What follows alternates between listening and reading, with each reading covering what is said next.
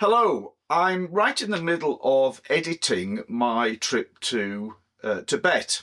I've got a lot of video footage to go through here, so I'm trying to edit it down to a manageable size. And as I'm working through it, which I have to say is a very enjoyable experience, one of the best things about videoing a trip is then being able to revisit it later and all the little bits that you've forgotten. Yeah, it's really nice. But anyway, I thought people who are watching those videos and perhaps interested in doing something similar themselves will probably have questions. And so I thought I would just make this little add-on to the footage of the trip and try and answer some of the questions which I think people might have, such as, how much did it cost? How long did it take? What do you need to take with you? What should you wear? Visas? What's the food like? How did I record the trip? All these various questions. So I will try and go through them one at a time and provide you with what I hope will be some useful information if you are considering doing a trip like this yourself. Firstly, cost then. Honestly, it's quite difficult for me to tie down exactly what this trip cost me. And the reason for that is that I was out in Nepal and Tibet for about 2 months. I spent quite a bit of time in Kathmandu before we set off, and I was renting bikes and riding around with Uday a bit during that time. And then afterwards, I stayed on for after the trip. I stayed on for another month, and I actually stayed in a Tibetan Buddhist monastery during that time, and that was a whole other adventure. But looking at the cost of just the ride into Tibet, I think it came out at about £5,000 UK. That's the best I can sort of work out and separating those costs out. But you've got to remember, if you're thinking of doing something like this, there is the cost of your flights out to Nepal to add on to that. And if you're going to go a little bit in advance, which I would recommend, if you're flying from somewhere further away, it's good just to have a few days to acclimatise and adjust to the different time zone. You've got obviously then extra costs of hotel and food and things like that. But yeah, I would tie down the trip cost to be about £5,000. Let's talk about the riding then. So the ride was about 15 days we were on the road for this trip. So I'm just trying to separate it out from the other things that I did. So we were on the road for 15 days. We did about 2,300 miles during that time. So that included a few days off the bike sightseeing roundabout. So I felt the pace was nice. We weren't pushing ourselves at all. It was a nice pace. We just enjoyed the riding all the time. We went up to the highest altitude we went up to was just over 5,200 meters. Or obviously we went up to Everest Base Camp, but a couple of the passes that we crossed were actually higher than Everest Base Camp. So if you're doing a trip like this, you have to consider the risk of altitude sickness. It's a real serious risk. If you've watched the videos, you'll see that neither Andy nor myself suffered with altitude sickness at all. We were quite lucky in that respect, I think. One night I had a bit of a headache, so I took some painkillers and I was fine. And that was the first night at high altitude. After that, I was absolutely fine, and I think Andy was the same. Martin did suffer a bit with altitude sickness, and interestingly, Uday and Takeshi suffered a little bit with altitude sickness as well. Nothing too serious, but I think they had difficulty sleeping at night. I say interestingly because the Tibetan guide said to me that his experience was that Westerners deal with high altitude a lot better than Asians. So that was just his experience, and I thought that was quite interesting. I have been to the Himalayas several times before. and I've been, hiking in the Himalayas at higher altitudes than we went to on this trip. However, there's a difference when you're hiking because you're going up slowly. Whereas on the motorbike, in one day, we went from 2,500 meters up to, nearly 5,500 meters. And when your body doesn't have time to acclimatize like that, that's when you've got the risk of altitude sickness. We did meet another group who were travelling, and apparently one of their members had to be evacuated out because he got quite severe altitude sickness. So it's something that you need to consider on a trip like this. There is medication that you can take. You can buy medication in Kathmandu. I chose not to. I consulted with a few people, and particularly Uday, said to me, you should try, without. But the problem is, I think with most of these medications that you can take, you need to take them a few days beforehand. So if you're starting to suffer from altitude sickness, then it's probably a little bit too late to start taking it. So that's the thing. Should I take the medicine or not? In my case, and Andy's case, and Martin's case, none of us took any medication, and we were all fine. In terms of the roads, I would say probably about 90% of the roads that we rode on were paved, so it's definitely not an off-road trip. In Tibet, the roads were generally very good. We did do some off-road riding, you'll see in the video, in Tibet, but we chose to do that. It's not because, we had to as part of the route. In Nepal, the road conditions on some sections are quite poor, particularly where they've been damaged by all the big heavy goods vehicles. So although officially they are paved roads, in many sections you're effectively just dirt riding. But it's nothing too severe. You'll see from the footage on the videos. So that's a little bit about the riding on the trip. Visas. You do need a visa to get into China. We applied for our visa once we'd already arrived in Nepal, and so that's another good reason for arriving early, giving yourself a few days, apart from acclimatizing for across time zones, is to have time to get the visa sorted out. Now, I think the visa application process is quite complex. I've been to China before, and I employed an agent to help with the visa application, and we did the same. So through Ride Nepal, Uday and Takeshi, they employed an agent who sorted out the visa application for us, and because of that it went very smoothly. It just takes time, it takes a few days. I did see the visa application form because I had to sign it off, and it's very detailed. They seem to want to know a lot of information, right down to your great grandmother's inside leg measurement. It's quite a process, but as I said, it all went smoothly. We got the visas, no problem. And when we got to the border, other than the fact that it just takes a long time to get through immigration, we actually had no problems at immigration at all. We all got through fine. I'll say a little bit about weather conditions then, because that obviously has an impact on the riding, the pleasure of the riding, but also it has an impact on what you should be wearing, what you should be taking for the trip. So I'll say a bit about that in a moment as well. So the weather, I would describe it in the weather in Nepal as being warm, humid, potentially can be wet. It rains a lot in Nepal, but they tend to be quite short rain showers, not sort of all day long rain.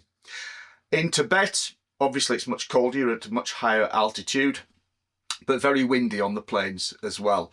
You will see in the video that I'm wearing and all the other guys, they're wearing the waterproofs a lot, and that was really just for warmth protection, not because it was really, really cold, but rather because it was quite windy, and the wind chill has an impact on your body temperature.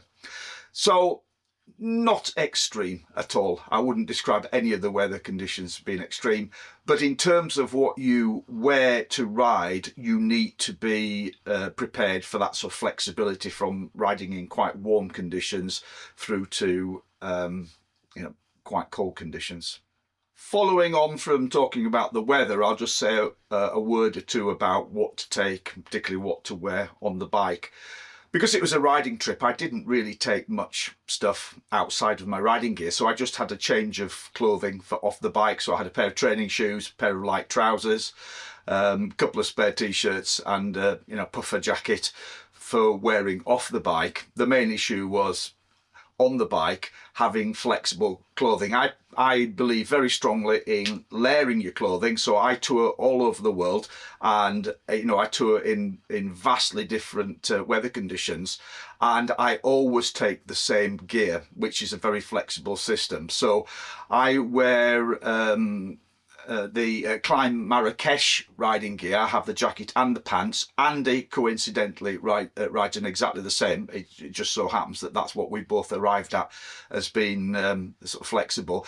It's a breathable jacket, is the Marrakesh, so you do need wind stopping capability. So I have a Pertex inner jacket that I can put on underneath that to stop wind chill, or I just ride with my waterproofs on a lot. I always ride in a merino wool base layer, long johns and long sleeve top, and then I have a couple of different mid layers that I can put on according to how cool it is, either quite a thin fleece, or I've got a duck down jacket that I can put on if it's very cold.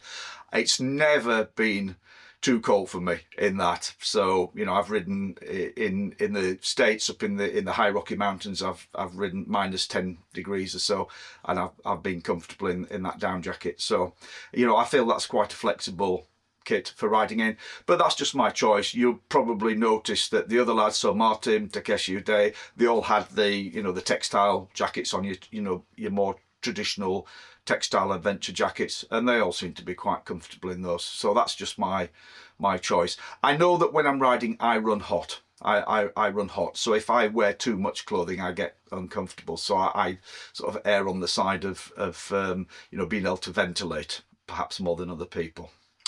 Anyway, so that's just a little word about clothing for the trip. You don't really need to take much stuff at all. Food. I'll say a word or two about the food, because it's something that might concern some people.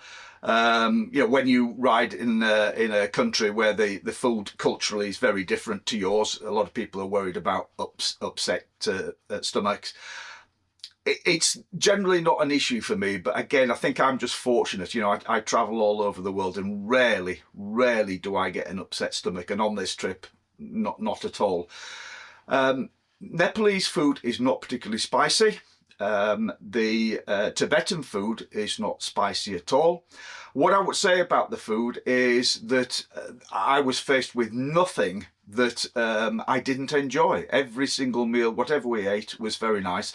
But also, we live in a multicultural world, so wherever you go, particularly in the big cities, you can get a lot of different food options. So I didn't, but I'm fairly confident that you could probably get something like a McDonald's in Lhasa if you wanted to.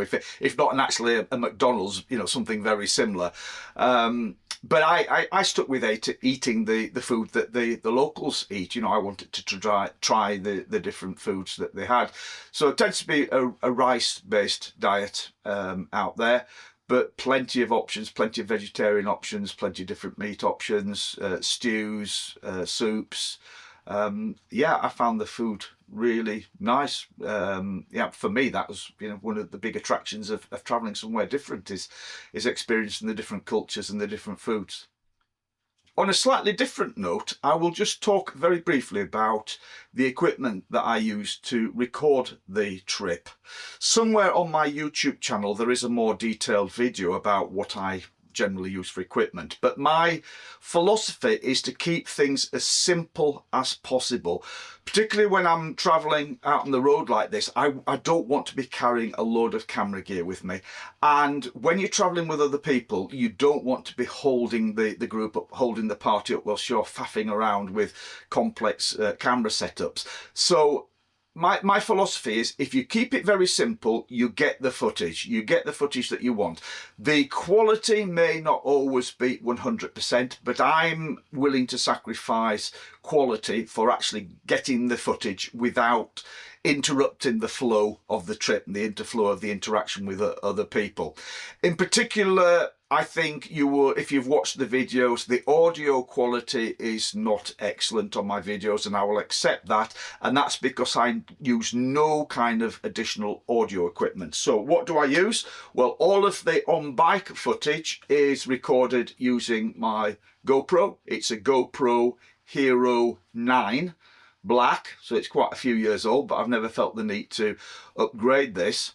So yeah, and I have just a clip that goes on the front of my helmet here, so most of the footage is with the camera mounted on the chin piece from my helmet, and with the GoPro there is a microphone right on the top there, so when I have it here in front of me, the microphone is right there. So yes, you do get wind noise, and I apologize, in some of the footage the wind noise is quite strong, but it just makes it easier. I've not got, you know, cables coming out with other microphones and things I need to plug in, and I just talk straight into the microphone there, and that works.